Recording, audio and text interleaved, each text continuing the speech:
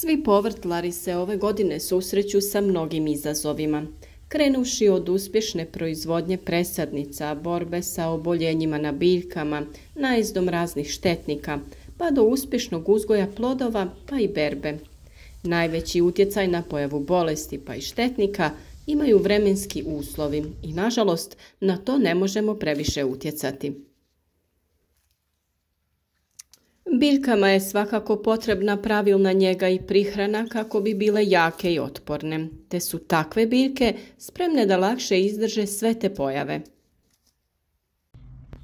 Pričali smo o razlozima otpadanja cvjetova paradajza, bolestima, nametnicima. Nekako se čini da baš kada riješimo jedan problem, pojavi se drugi. Kod biljaka koje su već formirale plodove i oni su spremni za sazrijevanje, javlja se novo oboljenje, a to je vršna trulež plodova paradajza. Pa u današnjem videu pričati ćemo kakva je to pojava, koji su joj uzroci i kako ju jednostavno na prirodan način možete spriječiti. Vjerujem da mnogi od vas imate ove i slične probleme u vrtu, pogotovo oni koji su početnici i tek pokušavaju sami uzgojiti vlastite biljke. Pa pišite nam u komentarima da li vi imate slične pojave i kako ste ih riješili. Različita iskustva su uvijek pomoć drugima da lakše riješe probleme kod uzgoja biljaka. Naime, neke pojave dolaze u baš specifičnim uslovima i iz različitih razloga. Baš zato razmjena različitih iskustava može biti od velike pomoći drugim uzgajivačima. A svi vi koji ste novi na našem kanalu, svakako nas podržite, zapratite kanal kako bi dobili sve savjete o uzgoju biljaka u pravo vrijeme. U proljeće smo vam pokazali način na koji mi sadimo biljke. Dodajemo dovoljne količine kalcija za početni rast, pa se nadamo da ste pratili te savjete kako bi bili uspješni. Vršna trulež ploda nije uvjetovana patogenom, već se radi baš o fiziološkom poremećaju. Najčešće nastaje za vrijeme sušnih razdoblja ili pak prekomjerne vlage, a glavni uzrok je nedostatak kalcija. Osim na paradajzu, može se javiti i na drugim biljkama poput paprike, patliđana i dinja. U nastavku ćemo vam dati recept kako da sami napravite prirodnu prihranu kalcijem, ali morate razumjeti zašto se ova pojava javlja kako bi bili sigurni da je upravo to u pitanju. Naime, simptomi ove pojave se mogu zamijeniti s plamenjačom, tako da obavezno dobro pregledajte biljke. Kod ove pojave stabljika nema znakova oboljenja kao što je slučaj kod plamenjače. O pojavi ovog oboljenja također imate detaljan video, pa tamo možete naučiti kako da prepoznate plamenjaču. Vršnu trulež paradajza možete zapaziti neposredno uz vrhove mladih plodova u vidu malih vodenastih zona koje se brzo povećavaju i tamne. Kasnije na mjestu koje je zahvaćeno tom vršnom truleži nastaju ulegnuća smeđe do crne boje. Na kraju se na odumrlo tkivo nasele saprofitske gljivice pa se zahvaćena zona ploda osuši. Ova pojava se može pojaviti kod zelenih plodova, ali i kod već sazrelih crvenih plodova. Prvo što moramo znati je zašto dolazi do vršne truleži plodova paradajza. Ona nastaje kao posljedica fizioloških poremećaja u usvajanju kalcija. Pojavljuje se na kiselim tlima koja imaju manjak kalcija ili je njegovo usvajanje iz tla otežano. Takvi uslovi obično nastaju kada je tlo suho, kada nakon suše padnu obilnije padavine ili kada se prekasno počne navodnjavati. Korijen usvaja kalcij u vidu vodene otopine i putem žila ga transportira u ostale dijelove biljke. U biljci je on gotovo nepokretan i ne može se primještati iz jednog dijela u drugi. Zbog toga se simptomi njegovog nedostatka pojavljuju na najmlađim dijelovima, a to su upravo plodovi u razvoju.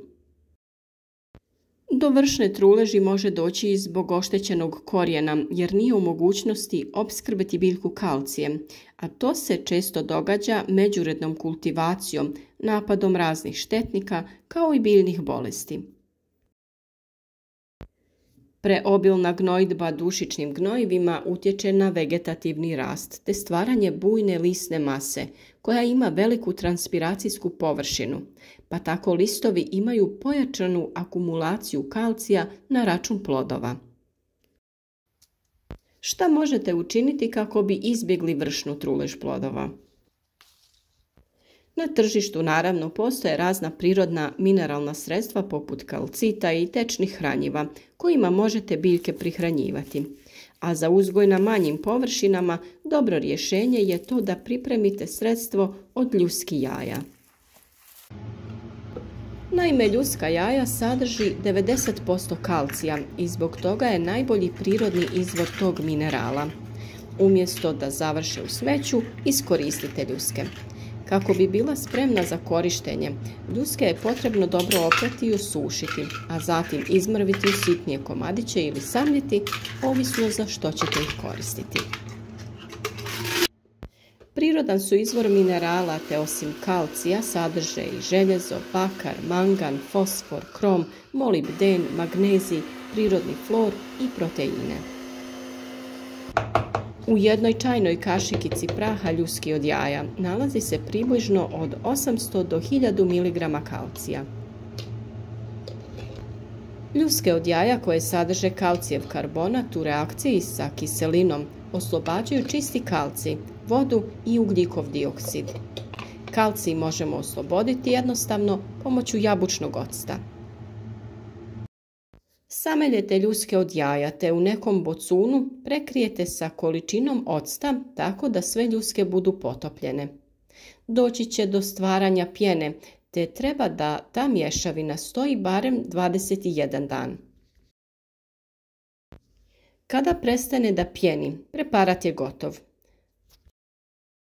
Prilikom pripreme ovog preparata obavezno bocun prekrijte sa gazom ili nekom krpom, nipošto ne stavljajte poklopac. Nakon što je prošlo potrebno vrijeme, procijedite i koristite folijarno za tretiranje vaših biljaka. 2 do 3 kašike ovog preparata stavljate na 1 litru vode i sa tim prskate vaše biljke. Važna i glavna mjera je izbjegavati uslove koji pogoduju pojavi vršne truleži plodova, jer ju je jedino tako moguće spriječiti. Važno je redovno i pravilno zalijevanje, a poljoprivrednici često rade i jednu pogrešku. Naime, tek kada primijete ovu pojavu, krenu dodavati kalcij u tlo, bez obzira je li to potrebno ili nije. Time bespotrebno troše novac, a tlo postaje prezasićeno ovim elementom. Kod visokih temperatura koje su u proizvodnji svakako očekivane, bitna je folijarna prihrana paradajza, to jest prihrana kalcijem preko lista. Primjena gnojiva koja sadrže kalcij kroz tlo nakon što se uoče simptomi vršne truleži male je učinkovitosti. Naime, važna je njena preventivna primjena, odnosno prije nego nastupe simptomi, a to se obično radi kada su se plodovi prve etaže počeli razvijati. Često smo spominjali da je u ovakvim situacijama najbolja folijarna prihrana koja ima brže djelovanje, ali i ona se mora odraditi na vrijeme, to jest preventivno. Kalcij je pored ove svrhe zadužen i za čvrstoću plodova, a biljka će tada lakše da usvaja i ostale elemente koji su potrebni da bi plodovi bili krupni i zdravi. Mi se trudimo da naše savjete donesemo na vrijeme. Važno je, ukoliko biljke uzgajate koristeći ekološke preparate, da sve ove korake odradite preventivno, prije pojave oboljenja, kako bi biljka unaprijed imala dovoljno hranjiva. Samo na taj način je moguće izbjeći probleme u uzgoju. Družite se s nama svaki dan uz novi savjet. Podržite naš rad sa lajkom i ostavite komentar. Pišite vaša pitanja ili samo javite od kuda nas pratite. Komunikacija sa vama i povratne informacije su nam svakako važni kako bi dalje davali korisne savjete.